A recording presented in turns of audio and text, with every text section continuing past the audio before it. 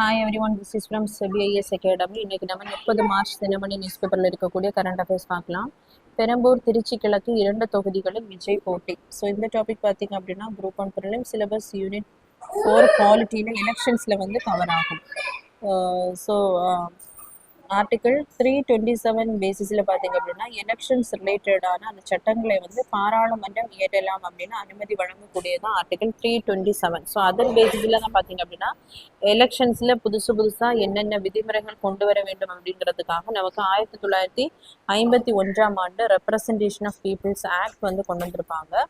So இதில் பார்த்தீங்க அப்படின்னா 1996 வரைக்கும் எத்தனை தொகுதிகளில் வேணாலும் ஒரு வேட்பாளர் என்ன பண்ணலாம் அப்படின்னா போட்டியிடலாம். ஆனால் 1996ஆம் ஆண்டில் பார்த்தீங்க அப்படின்னா இந்த ரெப்ரசன்டேஷன் ஆஃப் பீப்புள் ஆக்ட் 1951 வந்து சட்ட திருத்தம் பண்ணப்பட்டு 2 தொகுதிகளில் மேக்சிமம் வந்து ஒரு வேட்பாளர் வந்து போட்டியிடலாம் அப்படின்னு கொண்டு வந்திருப்பாங்க. அதன் அடிப்படையில் தான் பார்த்தீங்க அப்படின்னா விஜய் அவர்கள் வந்து 2 தொகுதிகளில் வந்து போட்டியிடுறாங்க.